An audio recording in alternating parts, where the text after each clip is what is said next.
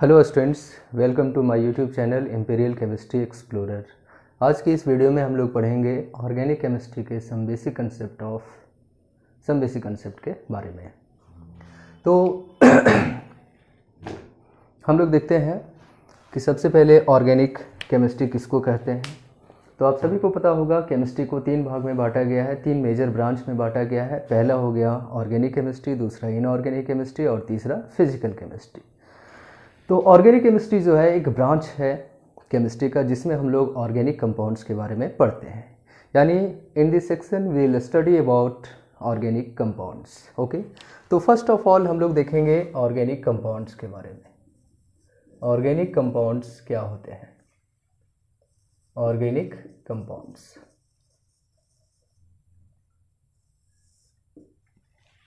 तो इसका earlier definitions है। पहले ये दिया गया था कि वे सारे कंपाउंड जो या तो एनिमल्स में या तो प्लांट्स में पाए जाते हैं या इन लोगों से ऑब्टेन किए जाते हैं, इन कंपाउंड्स को हम लोग ऑर्गेनिक कंपाउंड्स कहते हैं। जिससे सामान्यतः देखा गया प्रोटीन है, कार्बोहाइड्रेट है, फैट है, विटामिन्स है, ये सभी जो है ऑर्गेनिक कंपाउंड्स के श्रेणी में आते हैं। ठीक है, लेकिन प्रॉब्लम ये होता है कि अगर मान करके चलिए कोई ऑर्गेनिक कंपाउंड, सपोज कर लेते हैं दिस वन, अगर हम ये आपको ला करके दे देते हैं और बताएं आपको कि बताइए कंपाउंड ऑर्गेनिक है या इनऑर्गेनिक है, तो इस कंडीशन में आप कहेंगे कि सर आप इसे एनिमल से ऑब्टेन किए हैं या फिर प्लांट से या फिर इनऑर्गेनिक या नॉन लिविंग मटेरियल से आप इसे ऑब्टेन करके लाए हैं। तो ये पूछना फिर गलत हो जाएगा क्योंकि आपको पता नहीं है कि ये कहाँ से लाया गया है। तो वैसे कंडीशन में लोगों ने क्या किया, सारे के सारे ऑर्गेनिक कंपाउंड को स्टडी किया। तो स्टडी करने के बाद ये पाया कि जितने भी ऑर्गेनिक कंपाउंड्स हैं इन सबों में एक चीज़ कॉमन थी, वो कार्बन और हाइड्रोजन। ठीक है, तो लोगों ने कह दिया, एक नया डेफिनेशन दिया गया कि हर वो कंपाउंड जो या तो हाइड्रोकार्बन है या उसका डेरिवेटिव्स है, हम लोग उसे ऑर्गेनिक कंपाउंड्स कहेंगे। यानी हम लोग नया डेफिनेशन की ओर चलते हैं, हाइड्रोकार्बन और and their derivatives. Hydrocarbons and their derivatives, इन्हें हम लोग, इन सभी कंपाउंड को हम लोग ऑर्गेनिक कंपाउंड्स कहते हैं। फॉर एग्जांपल अगर हम लोग ले लें एक छोटा हाइड्रोकार्बन, हाइड्रोकार्बन का मतलब वो कंपाउंड जिसमें केवल और केवल कार्बन और हाइड्रोजन हो, उसे हम लोग हाइड्रोकार्बन कहते हैं। जिसे मान करके चलिए CH4 consist of carbon and hydrogen only, यह एक हाइड्रोकार्बन है। और आप जानते हैं हाइड्रोकार्बन का सबसे पहला मेंबर है जिसे हम लोग मीथेन कहते हैं, और मीथेन एक हाइड्रोकार्बन है। क्लियर है? और हाइड्रोकार्बन को जब हम लोग क्लोरीन के साथ रिएक्ट करवा देते हैं लाइट की उपस्थिति में, तो आप देखेंगे कि यहाँ से HCl जो है बाहर निकल जाएगा और CH3Cl बनेगा। ये जो हमारा कंपाउंड है इसे हम लोग क्लोरोमीथेन कहते हैं। क्या कहेंगे? क्लोरोमीथेन। तो क्लोरोमीथेन जो है किससे बनाया गया? हाइड्रोकार्बन से। So this is derivative of hydrocarbon, derivative of hydrocarbon. तो डेफिनेशन के अनुसार हम लोग देखेंगे हर वो कंपाउंड्स जो या तो हाइड्रोकार्बन है या उसका डेरिवेटिव्स है, हम लोग उसे ऑर्गेनिक कंपाउंड्स कहते हैं। तो ये दोनों कंपाउंड जो हैं ऑर्गेनिक कंपाउंड्स कहलाएंगे। क्या कहलाएंगे? Organic compounds. तो हम लोग कह सकते हैं all those compounds which are either hydrocarbon or their derivatives or their derivatives are called organic compounds। Clear है? तो हम लोग देखेंगे यहाँ पर एक थ्योरी दिया गया है, उस थ्योरी का नाम है vital force theory. Vital force theory जिसे बर्जीलियस ने दिया था 1815 ईस्वी में, 1815 बर्जीलियस ने एक थ्योरी दिया जिसका नाम है vital force theory. Vital force theory में कहा गया कि जितने भी ऑर्गेनिक कंपाउंड्स हैं वो नेचुरल होते हैं, यानी all the organic compounds are natural. तो वाइटल फोर्स थ्योरी में क्या कहा गया? Vital force theory given by Berzelius, that's why this theory is also known as Berzelius theory. Berzelius ने इसे 1815 में दिया था और इनका कहना था कि जितने भी ऑर्गेनिक कंपाउंड्स हैं, all the organic compounds are natural, all the organic compounds are natural. Compounds are natural, यानी जितने भी ऑर्गेनिक कंपाउंड्स हैं वो प्रकृति में पहले से उपस्थित हैं, वो या तो एनिमल में होंगे या तो फिर प्लांट्स में होंगे। No organic compounds can be prepared by human being in laboratory. कोई भी ऑर्गेनिक कंपाउंड को मानव के द्वारा लेबोरेटरी में बनाया नहीं जा सकता है। तो no organic compounds can be manufactured और prepared by man in laboratory, ये इनका कहना था। तो ये थियोरी बहुत लंबे समय तक चला, लेकिन 1828 ईस्वी में इन 1828 इन्हीं के ग्रुप में काम करने वाले एक साइंटिस्ट नाम है ओलर।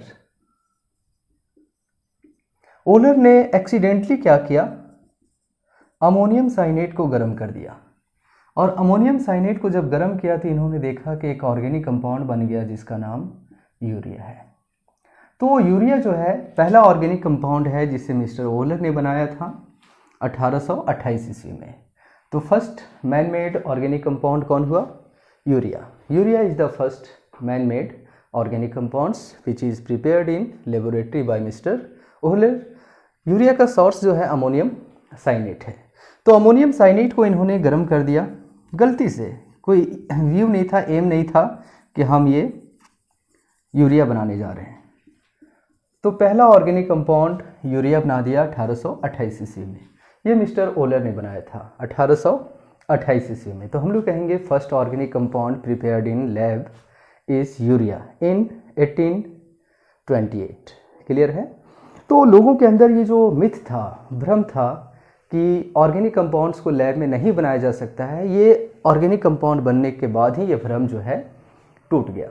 और इसके बाद लगभग प्रत्येक साल एवरी ईयर लगभग 30 से 35 हज़ार ऑर्गेनिक कंपाउंड्स बनाए जाने लगे, और आज के टाइम में 6 to 7 अब कह सकते हैं कि बढ़ करके ये डेटा 8 मिलियन के आसपास हो गया है, यानी 80 लाख ऑर्गेनिक कंपाउंड्स अभी हमारे पास हैं। 80 लाख ऑर्गेनिक कंपाउंड में 95% ऑर्गेनिक कंपाउंड्स जो हैं वो मानव के द्वारा बनाए गए हैं, यानी मैन मेड है, यानी 95% organic compounds are artificial. Clear है, सिंथेटिक है, मानव के द्वारा बनाया गया है। Rest 5% are natural, only 5% organic compound जो है वो नेचुरल है। क्लियर है। तो आखिरकार हम लोग देखेंगे इसके बाद कि what are the reason behind large number of organic compounds. आखिर इतने सारे ऑर्गेनिक कंपाउंड्स क्यों बन गए, क्या कारण है कि हमारे पास आज इतने ऑर्गेनिक कंपाउंड्स हैं। और भी तो कंपाउंड्स हो सकते थे, इनऑर्गेनिक कंपाउंड इतने नहीं हैं, ऑर्गेनिक कंपाउंड आखिरकार क्यों इतने हैं। तो reasons behind large number of organic compound, large number of organic compounds.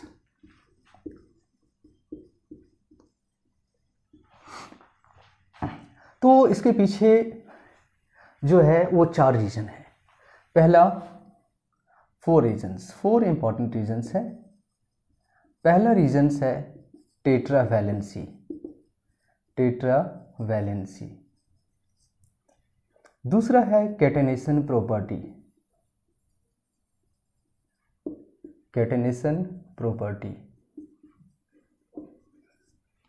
तीसरा जो है multiple bonding,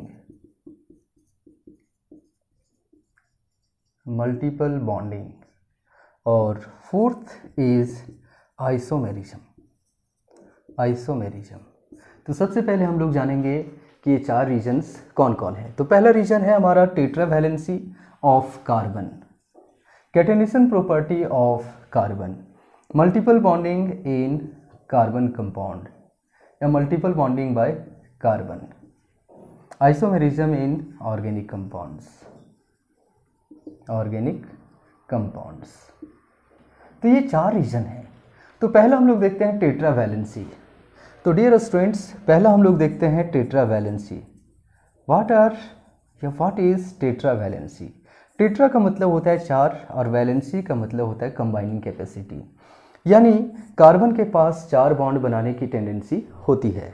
Y carbon has tetravalency.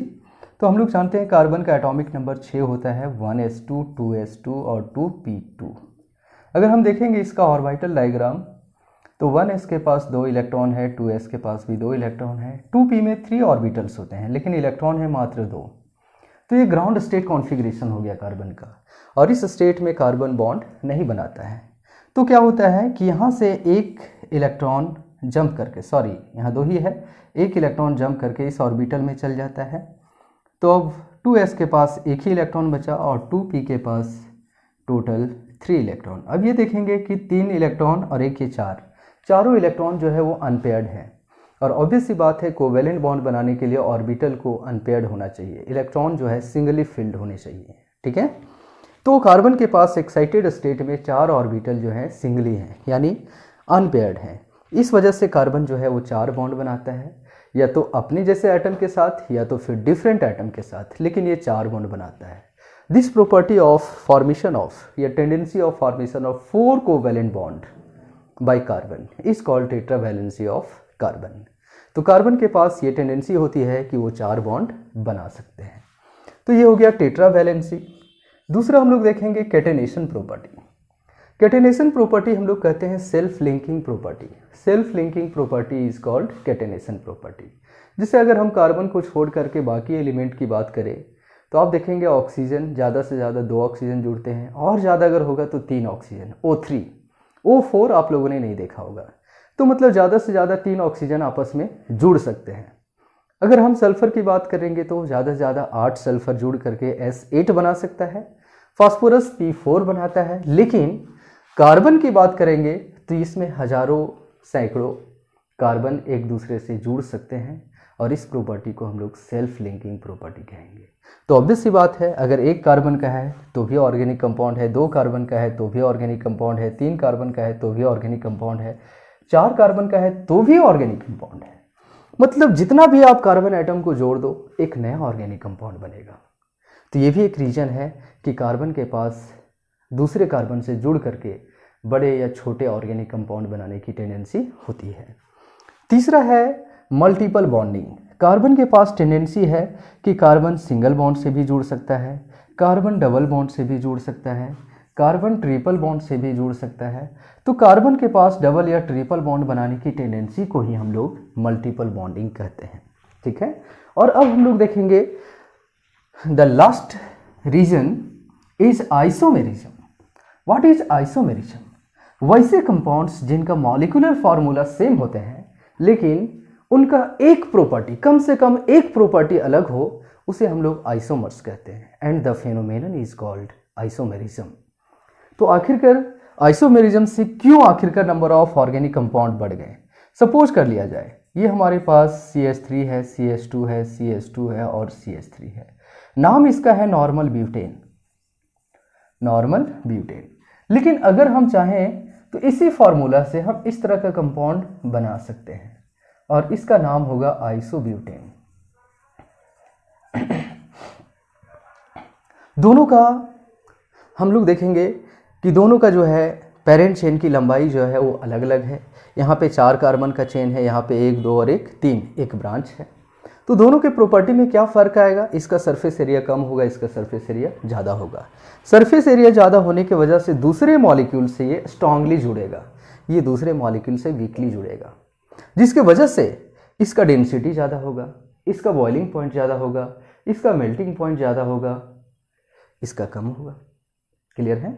तो ये दोनों सेम फार्मूले के हैं, C4H10, ये भी C4H10, लेकिन ये दोनों अलग अलग कंपाउंड हैं। इन दोनों को हम लोग आइसोमर्स कहते हैं। तो बताइए एक ही फार्मूला का 2 कंपाउंड बन गया, that is due to isomerism. किसके वजह से? आइसोमेरिज्म। तो ये 4 रीजन्स हैं जिसके वजह से हमारे पास आज large number of organic compounds हैं, यानी हमारे पास लाखों में, अभी थोड़ा बहुत नहीं, आप समझे तो हम लोग करोड़ों में हमारे पास ऑर्गेनिक कंपाउंड्स बन गए हैं। और इसका रीज़न ये है कि हमारे पास ये 4 रीजन हैं कार्बन के पास जो कि इतने सारे ऑर्गेनिक कंपाउंड्स को बनाने के लिए रिस्पॉन्सिबल है। अब हम लोग देखते हैं ऑर्गेनिक कंपाउंड्स का क्लासिफिकेशन।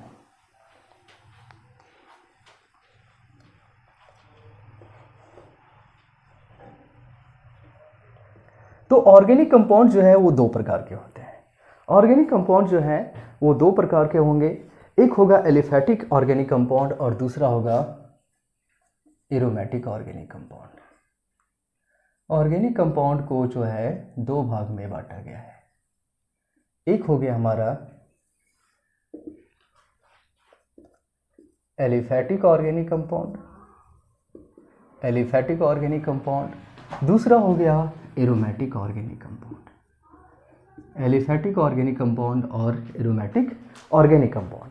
एलिफैटिक को हम लोग दो भाग में बांटेंगे, एक होगा ओपेन चेन, ओपेन चेन, और दूसरा होगा क्लोज्ड चेन। ओपेन चेन और क्लोज्ड चेन, है ना। तो हमारे पास दो प्रकार के हो गए, ओपेन चेन और क्लोज चेन। ये दोनों को फिर हम दो दो भाग में बांट सकते हैं। एक हो गया सैचुरेटेड और एक हो गया अनसैचुरेटेड, सैचुरेटेड और अनसैचुरेटेड। इसी तरह से ये भी दो प्रकार के होंगे, सैचुरेटेड और अनसैचुरेटेड, सैचुरेटेड और अनसैचुरेटेड। क्लियर है। हमारे पास जो साइक्लिक ऑर्गेनिक कंपाउंड एरोमेटिक हैं, एरोमेटिक दो प्रकार के होंगे, एक होगा होमोसाइक्लिक, होमोसाइक्लिक, और दूसरा होगा हेट्रोसाइक्लिक। होमोसाइक्लिक एरोमेटिक कंपाउंड और दूसरा हेट्रोसाइक्लिक एरोमेटिक कंपाउंड। तो बच्चों हम लोग सबसे पहले देखते हैं एलिफैटिक। एलिफैटिक में क्या होगा कि यहाँ पर सबसे पहले हम लोग जान लें एरोमेटिक। एरोमेटिक जानेंगे तो हम लोग को पता चल जाएगा कि एलिफैटिक क्या है। तो एरोमेटिक का कंडीशन यह है कि यहाँ पर जो है एरोमेटिक कंपाउंड को एरोमेटिक होने के लिए, कंपाउंड को एरोमेटिक होने के लिए हक्कल साहब ने, हेनरी हक्कल ने 4 नियम दिए थे कि अगर ये 4 कंडीशन का पालन करेगा तो वो एरोमेटिक होगा, तो वो एरोमेटिक होगा। और ये 4 कंडीशन कुछ इस प्रकार से हैं। पहला है कि कंपाउंड को साइक्लिक होना चाहिए, दूसरा हर एक एटम को प्लेनर होना चाहिए। प्लेनर कहने का मतलब यह है कि सबका हाइब्रिडाइजेशन sp2 होना चाहिए। तीसरा ओवरऑल रेजोनेंस, पूरे का पूरे रिंग में रेजोनेंस होना चाहिए। डियर स्टूडेंट्स, जिनको रेजोनेंस नहीं समझ में आता है टेंशन लेने की कोई बात नहीं है। इसी चैप्टर के नेक्स्ट पोर्शन में हम लोग देखेंगे रेजोनेंस रिएक्शन मैकेनिज्म में, ठीक है। और टोटल नंबर ऑफ घूमता फिरता इलेक्ट्रॉन जो है वो होना चाहिए 4n+2 equal to total number of pi electron. अगर इन कंडीशन को ये पालन करे तो आपका क्या कहलाता है, एरोमेटिक। जैसे मान करके चलिए हम लोग बात करेंगे, एक बेंजीन ले लेते हैं। बेंजीन का फॉर्मूला होता है C6H6। जितने भी मोड हैं वहाँ पर एक एक कार्बन है, जितने भी मोड है वहाँ पर एक एक कार्बन है। और आप सभी जानते हैं कि कार्बन 4 बॉन्ड बनाता है। तो बताइए इस कार्बन के चारों तरफ कितने बॉन्ड हैं, 1, 2 और 1, 3। तो जाहिर सी बात इसके पास एक हाइड्रोजन होगा, यहाँ पर भी हाइड्रोजन होगा, यहाँ पर भी हाइड्रोजन होगा, यानी हर एक कार्बन पे एक एक हाइड्रोजन होगा। अब क्या होगा कि अगर पाई बॉन्ड अल्टरनेट पोजीशन पर है तो ये मूव करके यहाँ आ सकता है, ये मूव करके यहाँ जा सकता है, ये मूव करके यहाँ जा सकता है। तो अब देखिए नेक्स्ट स्ट्रक्चर कैसा बनेगा। तो आप देखेंगे डबल बॉन्ड यहाँ आ गया, यहाँ और यहाँ आ गया, ठीक है। इसी वजह से हम लोग बेंजीन के स्ट्रक्चर को ऐसे गोल कर देते हैं क्योंकि ये डबल बॉन्ड घूम फिर रहा है। क्लियर है। तो जरा हम ये चेक करते हैं कि क्या ये कंपाउंड हमारा एरोमेटिक है या फिर नहीं है। तो पहला नियम है साइक्लिक, तो जाहिर सी बात है ये साइकिल के रूप में है। दूसरा प्लेनर, हर एक कार्बन का हाइब्रिडाइजेशन क्या है, sp2। आप सभी जानते हैं हाइब्रिडाइजेशन में लोन पेयर और सिग्मा बॉन्डेड इलेक्ट्रॉन भाग लेते हैं। तो कितने पेयर हैं, 1, 2 और 1, 3। एक तो पाई बॉन्ड है, तो 3 के लिए हाइब्रिडाइजेशन क्या होता है, sp2। 2 के लिए sp, 4 के लिए sp3। तो यहाँ 3 है, sp2 हो जाएगा, यहाँ भी sp2, यहाँ भी sp2, यानी प्लेनर है। तो दूसरा कंडीशन भी फॉलो कर रहा है। ओवरऑल रेजोनेंस, पूरे रिंग में देखिए इलेक्ट्रॉन का घूमना फिरना हो रहा है, यानी ओवरऑल रेजोनेंस हो रहा है। Total number of pi electron, कितने इलेक्ट्रॉन घूम फिर रहे हैं, 2 इलेक्ट्रॉन, 2 4 और 2 6। तो अब जरा बताइए 4n+2, अगर n की जगह पे हम 0 रख दें, n के जगह पे अगर 0 रख दें तो पाई इलेक्ट्रॉन बराबर कितना हो जाएगा, 2। अगर n के जगह पे हम 1 रखें तो पाई इलेक्ट्रॉन बराबर हो जाएगा 6। 4 एकम 4 और 2 6। उसी तरह से n के जगह पे अगर 2 रखेंगे तो पाई इलेक्ट्रॉन बराबर हो जाएगा कितना, 10। अब जरा पेयर में देखिए तो 1 पेयर, 6 है तो 3 पेयर और ये 5 पेयर। क्लियर है।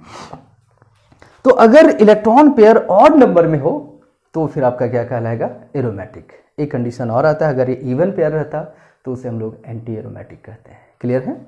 तो ये एरोमेटिक हो गया। क्या हो गया? एरोमेटिक। तो ये सारी कंडीशन का जो पालन करेगा उसे हम लोग क्या कहते हैं, एरोमेटिक। क्या बोलेंगे? एरोमेटिक। ओके, तो अब हम लोग चले आते हैं एलिफैटिक। एलिफैटिक जो है या तो ओपन चेन होगा या तो साइक्लिक फॉर्म में होगा, लेकिन यहाँ पर ये सारी कंडीशंस का फॉलो नहीं होगा, उसे हम लोग क्या कहते हैं, एलिफैटिक ऑर्गेनिक कंपाउंड। तो ये दो प्रकार के, ओपन चेन और दूसरा क्लोज चेन। ओपन चेन का मतलब खुला होगा, फर्स्ट कार्बन कोई और, लास्ट कार्बन कोई और, अलग अलग होंगे, है ना। लेकिन क्लोज चेन में क्या होगा कि यहाँ पे फर्स्ट और लास्ट कार्बन सेम होगा, उसे हम लोग क्या बोलते हैं, क्लोज चेन। तो सैचुरेटेड की बात आती है, दोनों में सैचुरेटेड है और अनसैचुरेटेड है। जैसे मान करके चलिए ये आपका कार्बन है, ओपन चेन हो गया। यहाँ पर 3 कार्बन है लेकिन ये रिंग के फॉर्म है, क्लोज चेन हो गया। तो अब चले आते हैं सैचुरेटेड में। तो सैचुरेटेड का मतलब है कार्बन कार्बन के बीच सिंगल बॉन्ड ही होना चाहिए, डबल बॉन्ड नहीं होना चाहिए। तो इसे हम लोग सैचुरेटेड कहते हैं, कार्बन कार्बन के बीच सिंगल बॉन्ड। और अगर कार्बन कार्बन के बीच सिंगल और डबल बॉन्ड हो गया तो उसे हम लोग अनसैचुरेटेड कहेंगे। अगर डबल बॉन्ड हुआ तो उसे एल्कीन कहते हैं, और अगर ट्रिपल बॉन्ड हो गया तो उसे हम लोग अल्काइन कहते हैं। क्लियर है? अब देखेंगे सिंगल बॉन्ड वाले को हम लोग अल्केन कहते हैं। क्या कहते हैं? अल्केन। इसका जनरल फॉर्मूला होता है CnH2n+2, इसका होगा CnH2n और इसका हो जाएगा CnH2n-2। तो ये हो गया हमारा सैचुरेटेड और अनसैचुरेटेड। ठीक उसी तरह से यहाँ पर भी क्लोज चेन में भी सैचुरेटेड और अनसैचुरेटेड हो सकता है। CH2 single bond CH2 single bond CH2 single bond, saturated हो गया। अगर मान करके चलिए यहाँ पे डबल बॉन्ड है और यहाँ पर CH2 है तो ये आपका अनसैचुरेटेड हो गया। क्लियर है? तो सैचुरेटेड और अनसैचुरेटेड जानना है। सैचुरेटेड में क्या होगा कि सिंगल बॉन्ड से कार्बन जुड़े होंगे, अनसैचुरेटेड में डबल या ट्रिपल बॉन्ड हो सकते हैं। डबल बॉन्ड अगर हुए तो उसे एल्कीन कहेंगे और ट्रिपल बॉन्ड हुआ तो अल्काइन, और अगर सिंगल बॉन्ड हुआ तो उसे सैचुरेटेड कहते हैं। और सैचुरेटेड का एक ही एग्जांपल है, दैट इज अल्केन। और अल्केन का जनरल फार्मूला होता है CnH2n+2, अल्कीन का होता है CnH2n, अल्काइन का CnH2n-2। क्लियर है? अब हम लोग चले आते हैं, एरोमेटिक जो है वो 2 प्रकार के होते हैं, एक होता है होमोसाइक्लिक और एक होता है हेट्रोसाइक्लिक। होमोसाइक्लिक में क्या होता है कि हमारा रिंग जो है वो एक ही प्रकार के एटम के बना होगा, और हमारे पास जो हम लोग पढ़ रहे हैं कंपाउंड ये ऑर्गेनिक है, तो जाहिर सी बात है रिंग जो है वो केवल और केवल कार्बन से बना होना चाहिए। ठीक है, जिसे मेड अप ऑफ, यहाँ पर क्या होगा, made up of carbon atom only, carbon atoms only. Okay, और यहाँ पे होगा कि कार्बन के साथ कुछ अदर एटम्स भी होंगे, made up of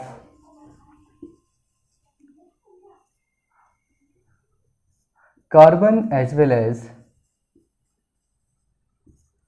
some other atoms. Carbon के साथ साथ कोई और एटम्स भी इसके साथ होंगे। जैसे मान करके चलिए एग्जांपल हम लोग ले लेते हैं बेंजीन का।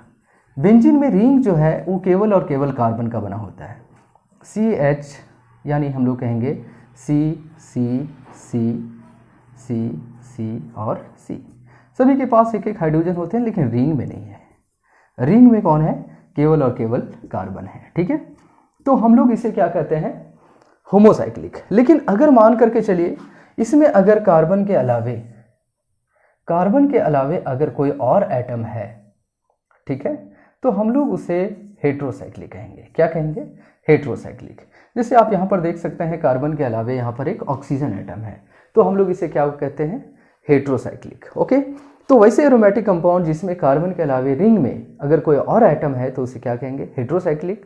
और वैसे एरोमेटिक कंपाउंड जिसमें रिंग केवल और केवल कार्बन से बना हो उसे हम लोग होमोसाइक्लिक कहते हैं। क्लियर है?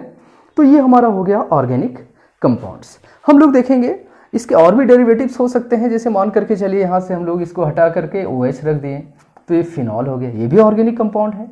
ये हमारा, अगर यहाँ पे COOH है, देखिए रिंग के बाहर है, रिंग में केवल कार्बन है, तो ये होमोसाइक्लिक हो गया। ये बेंजोइक एसिड है, ये भी आपका होमोसाइक्लिक एरोमेटिक कंपाउंड है।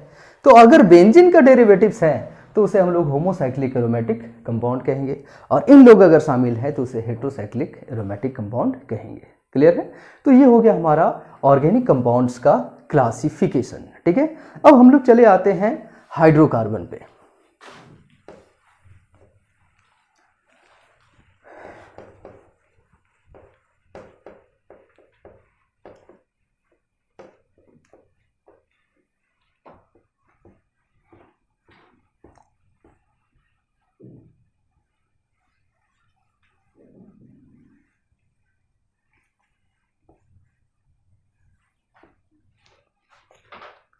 तो हमारे पास आता है hydrocarbon, base of organic compounds, यानी ऑर्गेनिक कंपाउंड्स का हम लोग कहेंगे ओरिजिन यहीं से होता है, हाइड्रोकार्बन्स। ठीक है, तो हाइड्रोकार्बन्स का मतलब वैसे कंपाउंड्स जो केवल और केवल made up of carbon and hydrogen only, ऐसे कंपाउंड को हम लोग क्या कहते हैं, हाइड्रोकार्बन। और हाइड्रोकार्बन को ब्रॉडली दो भाग में बांटा गया है, एक हो गया हमारा सैचुरेटेड और दूसरा हो गया अनसैचुरेटेड। सैचुरेटेड ऑर्गेनिक कंपाउंड और unsaturated organic compound, unsaturated organic compound. ठीक है, तो यहाँ पे हम लोग हाइड्रोकार्बन पढ़ रहे हैं, तो सैचुरेटेड हाइड्रोकार्बन होगा और अनसैचुरेटेड हाइड्रोकार्बन होगा। सैचुरेटेड में कार्बन कार्बन सिंगल बॉन्ड होगा, अनसैचुरेटेड में कार्बन कार्बन डबल बॉन्ड भी हो सकता है और कार्बन कार्बन ट्रिपल बॉन्ड भी हो सकता है। तो अगर मान करके चलिए ये जो है हमारा, अगर सैचुरेटेड है तो सैचुरेटेड सिंगल ही होता है, डबल एरो हम लोग नहीं डालना है। तो ये अल्केन है, क्या है, अल्केन। अगर कार्बन कार्बन के बीच सिंगल बॉन्ड है तो हम लोग उसे क्या कहते हैं, अल्केन कहते हैं। और अगर कार्बन कार्बन के बीच अगर डबल बॉन्ड है तो हम लोग उसे अल्कीन कहते हैं, और अगर ट्रिपल बॉन्ड है तो उसे हम लोग अल्काइन कहते हैं। क्लियर है? तो कार्बन में कार्बन कार्बन के बीच सिंगल बॉन्ड होगा तो उसे क्या कहेंगे, अल्केन। General formula CnH2n+2। जैसे एग्जांपल ले लेते हैं हम लोग, मान लीजिए CH4 है, ठीक है, कार्बन एक है तो C1। हाइड्रोजन बताइए, कार्बन का 2 गुना, 1 गुने 2 और +2, बताइए 2 + 2 4 हो गया। इसी तरह से अगर हम लोग 2 कार्बन रखेंगे तो 2 दूनी 4 और 2 6, 3 कार्बन रखेंगे तो 3 दूनी 6 और 2 8। क्लियर है? एल्कीन की बात करेंगे तो जनरल फॉर्मूला हो जाएगा CnH2n, कार्बन का 2 गुना हाइड्रोजन होगा। जैसे मान लीजिए एग्जांपल 2 कार्बन का है तो C2H4, 3 कार्बन का अगर है तो C3H6। इसी तरह से अगर अल्काइन की बात करेंगे तो इसका CnH2n-2 होगा। आप लोग यहाँ पर देखेंगे अगर हमारे पास कार्बन 1 है, सॉरी कार्बन 2 है, कम से कम 2 कार्बन होना चाहिए, तो हाइड्रोजन होगा 2 गुना 2, 2 दूनी 4 और -2 यानी 2। उसी तरह से अगर मान लीजिए 3 है तो 3 2 6 -2 यानी H4। अगर 4 है तो 4 2 8 -2 H6 होगा। क्लियर है? तो ये हो गया हमारा हाइड्रोकार्बन, सैचुरेटेड और अनसैचुरेटेड। क्लियर है? अब हम लोग देखते हैं कि ऑर्गेनिक कंपाउंड को, स्ट्रक्चर को हम लोग कितने तरीके से एक्सप्लेन कर सकते हैं। ठीक है, तो फॉर्मूला तो हम लोग देख रहे हैं। ठीक है, स्ट्रक्चर जो है ये 3 तरीके से लिखा जाता है। ठीक है, एक हो गया आपका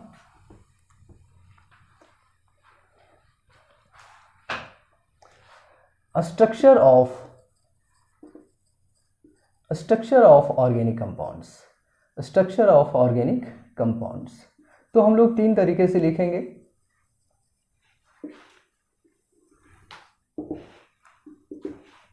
एक हो जाता है condensed structural formula, condensed structural formula. एक हो गया आपका एक्सपेंडेड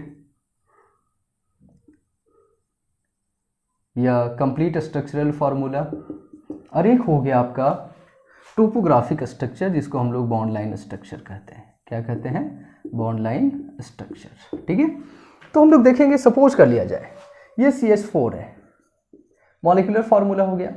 इसको भी अगर हम लोग एक्सपेंड करेंगे तो इस तरह से लिखेंगे।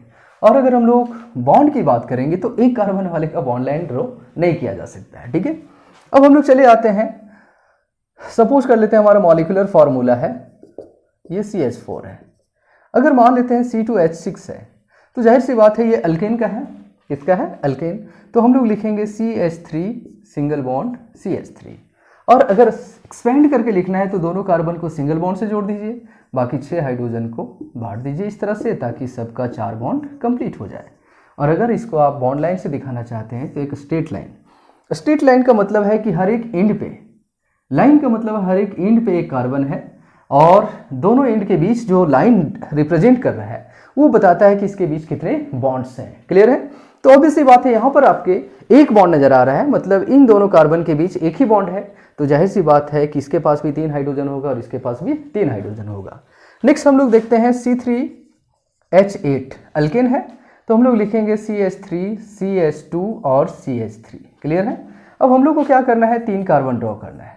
ओके, और सभी में हाइड्रोजन को फिल कर देना है। देखिए तो 8 हाइड्रोजन से ज़्यादा तो नहीं ना हो रहा है, चलिए 8 ही हो रहा है। अब कहेंगे सर यहाँ पे कौन सा लाइन ड्रॉ करेंगे, तो एक नियम है कि एक मोड़ डाल देना है, तो मोड़ पर भी एक कार्बन होगा और दोनों एंड पर एक कार्बन होगा। टोटल कितने कार्बन हो गए, 3।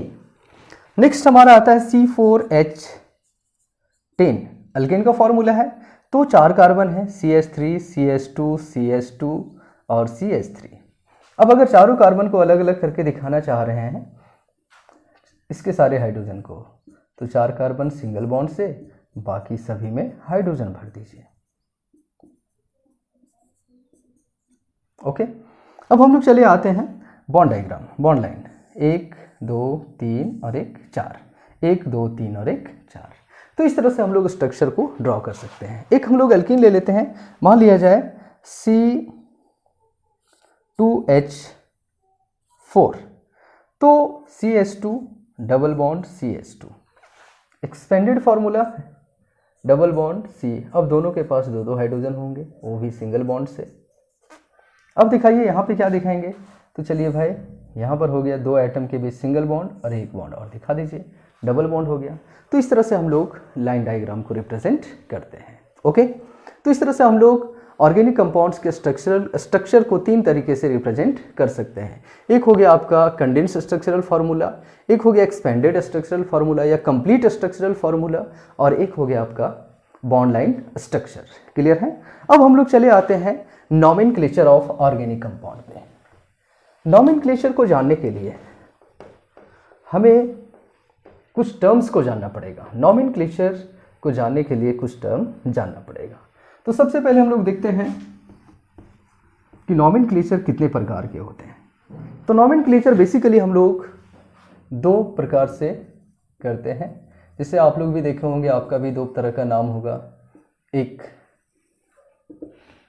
पेरेंट्स या फिर पुजारी के द्वारा दिया गया नाम, गन का नाम होता है, या सर्टिफिकेट का नाम कहिए, और दूसरा नाम जो है हमारा निक नेम होता है। ठीक है, उसी तरह से हम लोग देखते हैं निक नेम लोग क्या करता है, बिहेवियर को ध्यान में रखते हुए रख देता है, और एक सर्टिफिकेट वाला नाम तो उसका बिहेवियर को तो नहीं पता चलता है।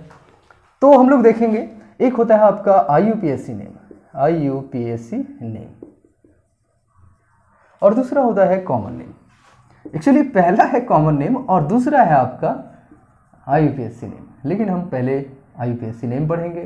तो है कि ये जो कॉमन नेम है ना, ये बेस्ड अपॉन, आधारित है किस पर भाई, तो name of the discoverer, name of the discoverer, किसने खोजा, या तो फिर हो सकता है nature of compound, nature of compound, compound के नेचर के आधार पे, या फिर हो सकता है सोर्स ऑफ कंपाउंड, कहाँ से ये प्राप्त किया गया है उसके आधार पे, एंड सो ऑन। जैसे कि एग्जांपल हम लोग ले लेते हैं, मान लेते हैं ये हमारा HCOOH है, इसका नाम जो है फॉर्मिक एसिड है। क्या है, फॉर्मिक एसिड। एक्चुअली एसिड इसलिए रखा गया क्योंकि इसका नेचर जो है वो एसिडिक है, इसलिए इसके नाम के बाद एसिड रखा गया। और फॉर्मिक इसलिए क्योंकि ये एसिड को जो है फॉर्मिकस नाम का एक चींटी में पाया गया। तो फॉर्मिकस जो है एक लैटिन वर्ड है, तो उस चींटी के नाम के आधार पे इसका नाम रखा गया फॉर्मिक एसिड। ओके, तो उसी तरह से हम लोग बात करेंगे CH3COOH, इसका नाम है एसिटिक एसिड। एसिटिक एसिड कहाँ से डिराइव किया गया, पहला तो एसिडिक नेचर का इसलिए एसिड हो गया। एसिटिक शब्द इसलिए आया क्योंकि ये एसिटम, एसिटम यानी हम लोग कहेंगे विनेगर। ठीक है, इसका इंग्लिश नेम है विनेगर, विनेगर यानी सिरका में पाया जाता है। ठीक है, इस वजह से इसका नाम रखा गया एसिटिक एसिड। लेकिन अब जरा सोचिए कि आज हमारे पास 70 से 80 लाख ऑर्गेनिक कंपाउंड हैं, सबके नेचर या सबके डिस्कवरर का नाम को याद रख सकते हैं? Not possible. That's why we choose the IUPAC system of nomenclature in which organic compounds are named according to the structure of the compound. Clear है? तो हम लोग IUPAC सिस्टम में ऑर्गेनिक कंपाउंड के स्ट्रक्चर को देख करके उसका नाम रखते हैं, यानी based upon structure of the organic compound. Clear है? तो यहाँ पे हम लोग सबसे पहले ध्यान देंगे अल्केन को। इसको अल्केन। अल्केन को जाने से पहले आप सबसे पहले एक टर्म को ध्यान में रखिए, है ना, word root, number of carbon atom, number of carbon atom और वर्ड रूट, मतलब ये कि कितना कार्बन का है ये। तो नंबर को ध्यान में रखते हुए उसका बेस नेम जो है वो क्या होगा। अगर ये 1 कार्बन का है तो इसे हम लोग मिथ कहेंगे, 2 कार्बन का है तो रूट वर्ड क्या होगा, ईथ होगा, 3 कार्बन का है तो प्रोप होगा, 4 कार्बन का है तो ब्यूट होगा, 5 कार्बन का है तो पेंट होगा, 6 कार्बन का है तो हेक्स होगा, 7 कार्बन का है तो हेप्ट होगा, 8 कार्बन का है तो ऑक्ट होगा, 9 कार्बन का है तो नॉन होगा। अगर ये मान लिया जाए रूट वर्ड, है ना, अगर कार्बन 10 है तो इसे हम लोग डेक कहेंगे, है ना, 11 है तो अनडेक, 12 कार्बन का है तो डोडेक, 13 कार्बन का है तो ट्राइडेक, 14 कार्बन का है तो टेट्राडेक, अगर ये 15 कार्बन का है तो पेंटाडेक, अगर ये 16 कार्बन का है तो हेक्साडेक, 17 कार्बन का है तो हेप्टाडेक, 18 का है तो ऑक्टाडेक। अगर ये मान के चलिए 19 कार्बन का कंपाउंड है, चेन जो है हाइड्रोकार्बन का, अगर 19 कार्बन का है तो इसे नोनाडेक कहेंगे, और अगर 20 कार्बन का है तो हम लोग इसे आइकोस कहेंगे। इसी तरह से अगर 30 का है तो ट्राइकंट, 40 का है तो टेट्राकंट, 50 का है तो पेंटाकंट, 60 हेक्साकंट, 70 है तो हेप्टाकंट, 80 है तो ओक्टाकंट, 90 है तो नोनाकंट, और अगर 100 कार्बन का बना हुआ है तो इसे हम लोग हेक्ट कहते हैं। क्लियर है? तो इतना तक आपको याद रखने की जरूरत नहीं है, आप 20 तक याद रख लेंगे, बहुत ज़्यादा है, बहुत ज़्यादा। ठीक है, तो ये हमारा हो गया रूट वर्ड, यानी अगर किसी कंपाउंड का नाम लिखना है आईपीएसी सिस्टम में तो हम लोग को सबसे पहले जानना होगा रूट वर्ड। क्या जानना होगा? रूट वर्ड, कि वो कितने कार्बन का है।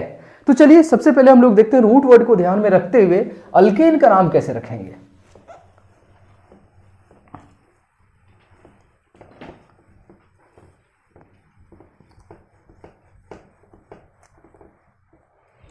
तो अल्केन जो है यहां पर हम लोग देखेंगे कि 2 प्रकार के अल्केन होते हैं। ठीक है, एक हो गया आपका स्ट्रेट चेन अल्केन, और दूसरा हो गया ब्रांच चेन। तो सबसे पहले हम लोग देखेंगे स्ट्रेट चेन अल्केन का नॉमेनक्लेचर। तो स्ट्रेट चेन में कुछ नहीं करना है, आप सभी जानते हैं कार्बन कार्बन के बीच सिंगल बॉन्ड होना चाहिए, और इसका जनरल फार्मूला भी हम लोग देख लिए। तो इसका आईयूपीएसी नेम होगा रूट वर्ड या वर्ड रूट प्लस ANE लगाएंगे, कोई दूसरी दुनिया से नहीं आया। अल्केन आप पढ़ रहे हैं ना, तो अल्केन के लास्ट में क्या लगा हुआ है? ANE। तो रूट वर्ड के लास्ट में क्या लगाना है? ANE। जैसे मान करके चलिए CH4 है, कितने कार्बन का है? 1। तो 1 कार्बन का वर्ड रूट क्या होता है? मेथ, और इसमें लगाना है ANE। एक बात का खास ख्याल रखेंगे कि पहला लेटर हमेशा कैपिटल होगा, बाकी स्मॉल लेटर। अगर मान लेते हैं C2H6 है, बताइए कितने कार्बन का है? 2 कार्बन। बताइए अल्केन का फॉर्मूला पे फॉलो कर रहा है कि नहीं? अल्केन यानी CnH2n+2। तो ऑब्वियस सी बात है कार्बन का 2 गुना प्लस 2 हाइड्रोजन है, तो ये हो जाएगा 2 कार्बन का है तो इथेन। 3 कार्बन का है C3H8। अगर ये स्ट्रेट चेन है मतलब ये CH3 CH2 और CH3 है तो इसका नाम होगा प्रोपेन। क्लियर है? अगर मान के चलिए C4H10 है और चारों कार्बन अगर स्ट्रेट चेन में है, सभी में हाइड्रोजन जुड़ा हुआ है, तो हम लोग इसे क्या बोलेंगे? ब्यूटेन। इसी तरह से 5 कार्बन का है तो पेंटेन, 6 कार्बन का है तो हेक्सेन, 7 कार्बन का है तो हेप्टेन। क्लियर है? तो ब्रांच चेन का नाम के पहले हम लोग क्या करेंगे, एक बात और जान लेंगे, दैट इज अल्काइल। क्या जानेंगे? अल्काइल, है ना। तो अल्काइल क्या होता है वो जरा देख ले हम लोग। तो अल्काइल क्या होता है कि मान के चलिए हमारा ये अल्केन है ना। अल्केन से अगर एक हाइड्रोजन को हटा दें तो वो अल्काइल बन जाएगा। क्या बनेगा? अल्काइल। जैसे मान लीजिए अल्केन का जनरल फार्मूला CnH2n+2 है, तो यहाँ पर हो जाएगा एक हाइड्रोजन को हटा दीजिए, +2 था ना, अब +1, एक घट गया। क्लियर है? तो उसे हम लोग अल्काइल कहेंगे। जैसे मान करके चलिए ये CH4 है, आप जानते हैं मीथेन है, एक हाइड्रोजन को हटा देंगे तो एक खाली जगह डेवलप हो जाएगा, इसे हम लोग बोलेंगे मिथाइल। क्या बोलेंगे? मिथाइल। YL लगाएंगे, ANE नहीं, YL। उसी तरह से अगर हमारे पास C2H6 है, इसका नाम अब क्या हो जाएगा? C2H5। स्ट्रक्चर देखिए CH3 और CH2 यहाँ पे खाली है, तो इसका नाम हो जाएगा इथ, और YL लगा दीजिए, इथाइल। उसी तरह से मान लेते हैं हमारे पास C3H6 है, ये इथेन है। इथेन से अगर मान लिया जाए इसके स्ट्रक्चर को हम लोग ड्रॉ करें, ठीक है, यहाँ से एक हाइड्रोजन को हटा देते हैं, तो मान लीजिए CH3, CH2 और CH2, यहाँ से हाइड्रोजन निकल गया है, तो इसको हम लोग बोलेंगे नॉर्मल प्रोपाइल। क्या बोलेंगे? Normal propyl. क्या बोलेंगे? Normal propyl. ठीक है। और अगर मान करके चलिए हमारा जो है, अगर इस पोजीशन से हाइड्रोजन हट जाता है तो हम लोग बोलेंगे आइसोप्रोपाइल। आइसोप्रोपाइल। क्लियर है?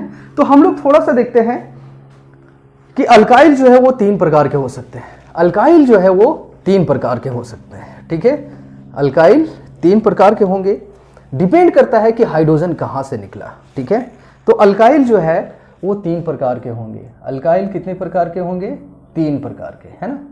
एक होगा 1 डिग्री अल्काइल, एक होगा 2 डिग्री अल्काइल दूसरा, और तीसरा होगा 3 डिग्री अल्काइल। 1 डिग्री अल्काइल के पहले हम लोग लिख सकते हैं प्राइमरी अल्काइल, या फिर नहीं भी लिख सकते हैं।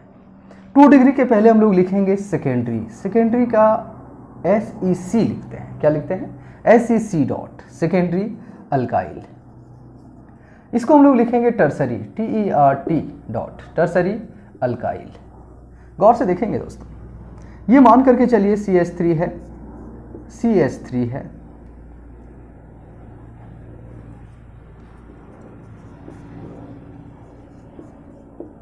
अब बताइए कि जहां से हाइड्रोजन निकला है, इस कार्बन से हाइड्रोजन निकला ना, इस कार्बन से हाइड्रोजन अगर निकला है तो ये कितने कार्बन से जुड़ा हुआ है? एक ये और एक ये, 2 कार्बन से, तो ये सेकेंडरी अल्काइल हुआ। क्या हुआ? ये 2 डिग्री अल्काइल। अब बताइए 2 डिग्री अल्काइल है तो इसका नाम कैसे लिखेंगे? तो पहले हम लोग क्या लगाएंगे? सेकेंडरी। क्या लगाएंगे? सेकेंडरी। ओके, क्या लगाएंगे? सेकेंडरी। ओके, अब हम लोग देखेंगे कि ये हमारा सेकेंडरी अल्काइल हो गया। तो सेकेंडरी है और टोटल कितने कार्बन हैं? 4, तो सेकेंडरी ब्यूटाइल हो गया। क्या हो गया? Secondary butyl. लेकिन अगर मान करके चलिए हमारे पास कुछ इस तरह का कंपाउंड है, तो बताइए यहां से ना हाइड्रोजन निकला है, ये कितने कार्बन से जुड़ा हुआ है? 1, 2 और 1, 3, तो इसका नाम होगा tertiary butyl. Tertiary butyl. Clear है? तो सेकेंडरी और टर्सरी समझ में आ गया। प्राइमरी जो है वो 3 प्रकार के होते हैं। प्राइमरी 3 प्रकार के होते हैं। एक होगा नॉर्मल। क्या होगा? नॉर्मल। दूसरा होगा आइसो, और तीसरा होगा नियो। तो ध्यान से सुनेंगे, नॉर्मल, आइसो और नियो।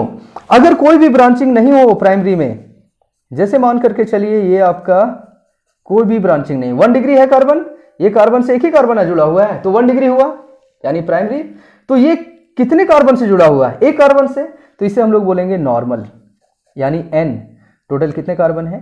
4, तो N ब्यूटाइल। अब बताइए, ध्यान से देखेंगे, CH3, CH3, CH2, बताइए यहां से ना निकला हुआ है। अब देखेंगे कि 1, 2, 3, सेकेंड लास्ट पे एक मिथाइल ब्रांच के रूप में है, तो इसे हम लोग बोलेंगे आइसो। अब टोटल कितने कार्बन? 4 कार्बन, तो हो जाएगा आइसो ब्यूटाइल। अब रह गई बात नियो। मान लेते हैं हमारे पास 4 कार्बन का है, ठीक है। अब बताइए 1, 2, 3, सेकेंड लास्ट कार्बन यही है, इस पे कितने अल्काइल है ब्रांच के रूप में? 2, ये तो पेरेंट चेन में आ जाएगा, तो 2 ब्रांच है। तो अब बताइए इसका नाम हो जाएगा नियो। क्या होगा? नियो, और टोटल कार्बन है 5, तो नियो पेंटाइल।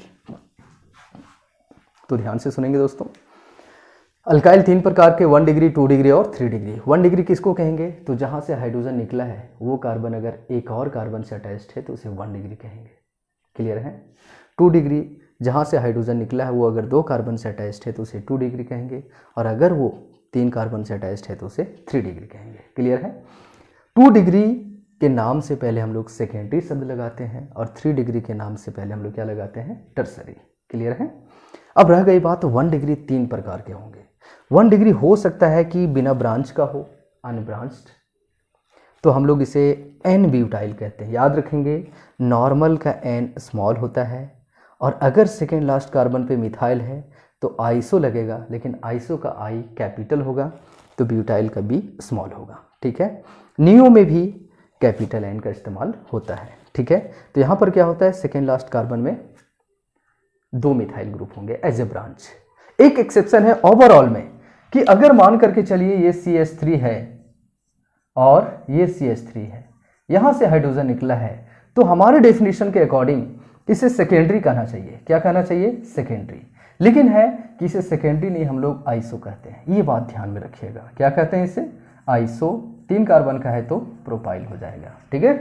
तो ये हो गया हमारा अल्काइल। तो अल्काइल का जनरल फॉर्मूला CnH2n+1, CnH2n+1। यहां पर अल्केन से एक हाइड्रोजन कम होगा। क्लियर है। तो हम लोग देखते हैं अब ब्रांच चेन अल्केन का नॉमेनक्लेचर। ब्रांच चेन अल्केन का नॉमेनक्लेचर।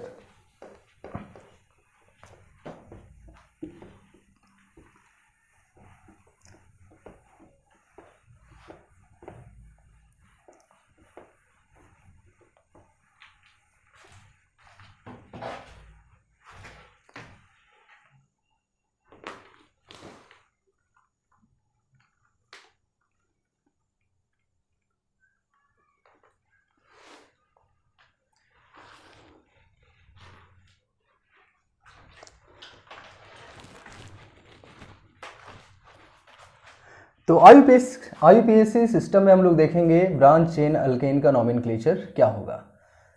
नॉमेनक्लेचर ऑफ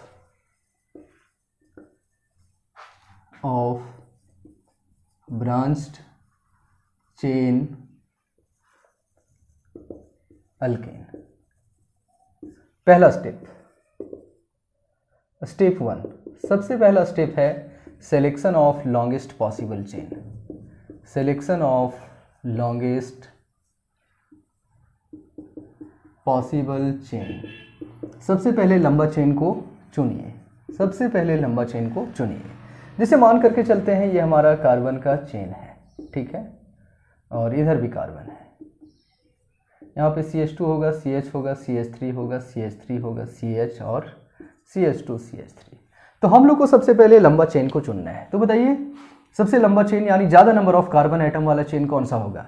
1 2 3 अगर इधर आ जाए तो 4 हो जाता है। 1 2 3 4 इधर आ जाए तो 5 हो जाता है। 1 2 3 4 5 और 1 6। तो सबसे ज़्यादा कार्बन इसी में आता है। ठीक है। ये हो गया। तो सबसे पहले ये चेन जो है आपका टेढ़ा भी हो सकता है, सीधा भी हो सकता है, डजेंट मैटर, लेकिन ज़्यादा से ज़्यादा कार्बन आइटम होना चाहिए। क्लियर है। अभी हम लोग दूसरा चेन देखते हैं। CH3 CH CH2 CH3 CH CH2 CH3 CH2 और CH3 CH2 CH3। क्लियर है। तो अब यहां पे देखिए तो सबसे लंबा चेन ये आपका हो जाएगा और लंबा चेन को ऐसे बंद कर देना है। ठीक है।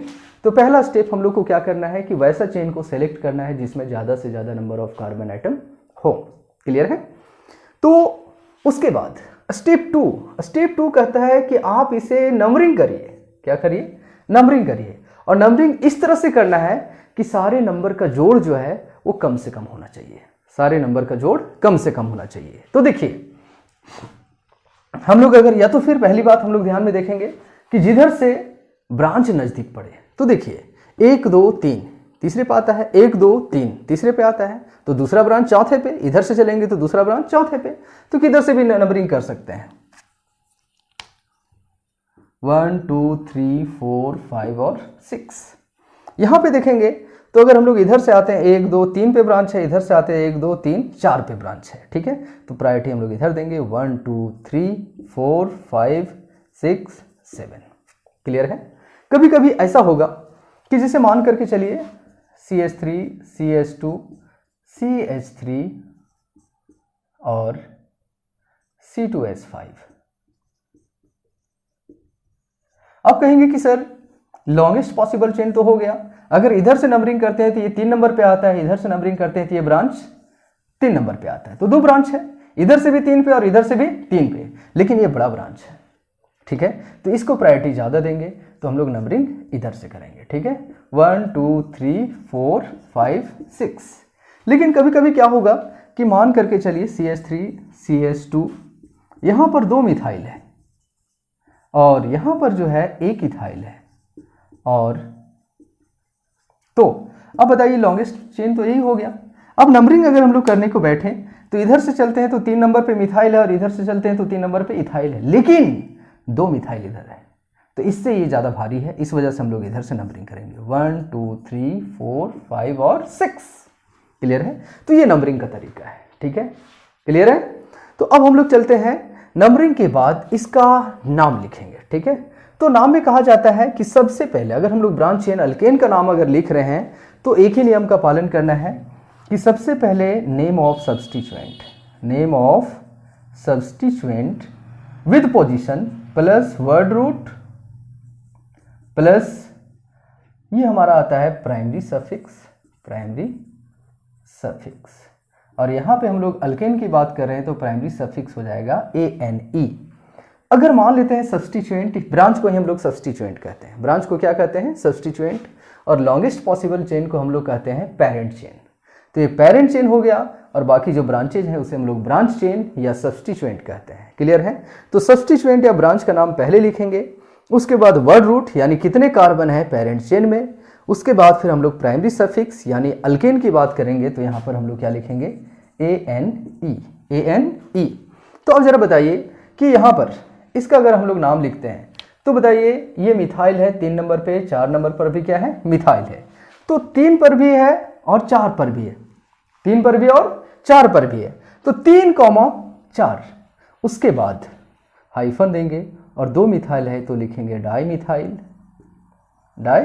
अब दोनों सब्स्टिट्यूएंट का नाम हो गया। अब चले आते हैं total number of carbon atom 6 है, तो 6 का वर्ड रूट क्या होता है? आप लोग देखें पहले, हेक्स, और सिंगल बॉन्ड है हर जगह तो ANE। अब बात आती है कि सर यहाँ पे दोनों सेम ब्रांच था, सेम टाइप का था, इस वजह से हम लोगों ने डाई शब्द का इस्तेमाल किया। अब कब कॉमा और कब हाइफन देना है वो जरा ध्यान में देख लें। तो 2 नंबर के बीच हमेशा कॉमा होगा और नंबर और नेम के बीच या नंबर और वर्ड के बीच हमेशा हाइफन होगा। ये बात बिल्कुल ही ध्यान में रखिएगा। इतना ही बात, 2 नंबर के बीच हमेशा कॉमा होगा और 1 नंबर 1 वर्ड के बीच हाइफन, या 1 वर्ड 1 नंबर के बीच हाइफन होगा। क्लियर है? तो अब चलिए आते हैं यहाँ पर, एक ब्रांच आपका इधर मिथाइल है और एक ब्रांच इथाइल है। तो अब बताइए कौन सा ब्रांच का नाम पहले लिखें? जाहिर सी बात है इथाइल का E और मिथाइल का M, अल्फाबेट में कौन पहले आता है? E। तो हम लोग अल्फाबेट के अनुसार इसका नाम लिखेंगे। तो बताइए 4 पर कौन है? इथाइल, तो 4 हाइफन नंबर है और नेम है तो हाइफन होगा 4 इथाइल। फिर क्या हो जाएगा? नंबर आने वाला है 3 पर, 3 फिर हाइफन क्या होगा? मिथाइल। क्लियर है? तो ये टोटल कितने कार्बन हो गया पेरेंट चेन में? 7। तो हम लोग लिखेंगे हेप्ट और ANE, हेप्टेन। यहां पे चले आते हैं, यहां पे देखिए 3 पर इथाइल है और 4 पर क्या है? मिथाइल है, तो जाहिर सी बात है 4 इथाइल पहले होगा क्योंकि E पहले आता है, फिर 4 नहीं 3 इथाइल है, और 4 पे कौन है? Methyl. Total number of carbon atom 6, therefore hexane. और यहां पे बात करेंगे तो अब देखेंगे 3 पर 2 मिथाइल है, तो एक बात याद रखेंगे, मिथाइल अगर दो मिथाइल है तो हम लोग नाम लिखेंगे क्या? Di methyl. तो डाई जो है वो नंबर को रिप्रेजेंट कर रहा है, इट इज़ नॉट नेम, इसलिए डी को हम लोग अल्फ़ाबेट में नहीं देखेंगे। अब बताइए ई पहले की एम, ई, तो हम लोग लिखेंगे 4 इथाइल और hyphen 3,3 di methyl. Total number of carbon atom 6, hexane. Clear है? तो बच्चों ये हुआ आपका ब्रांच चेन अल्केन का नॉमेनक्लेचर। ठीक है, हम लोग देखेंगे नेक्स्ट वीडियो में फंक्शनल ग्रुप और functional group containing organic compounds का नॉमेनक्लेचर। ओके, उसके बाद फिर हम लोग देखेंगे अगर एक से ज़्यादा फंक्शनल ग्रुप हैं तो उसका नॉमेनक्लेचर हम लोग कैसे लिखेंगे। क्लियर है? फिर हम लोग देखेंगे isomerism and then organic reaction mechanism. तो हमारा basic concept of organic chemistry समाप्त हो जाएगा। उम्मीद है 2 से 3 वीडियो और होंगे, ठीक है। तब तक के लिए थैंक यू। वीडियो अच्छा लगा तो लाइक, शेयर और सब्सक्राइब करें, और अगर इसका नोट्स चाहिए तो आप हमें मैसेज कर सकते हैं 7004000639 पे, ठीक है। और अगर आप मुझसे ऑफलाइन जुड़ना चाहते हैं तो हमारा सेंटर का नाम है imperial chemistry.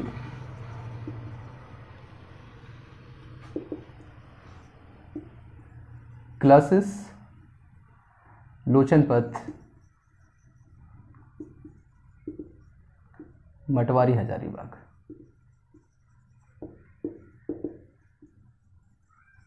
Saraswati ITI campus.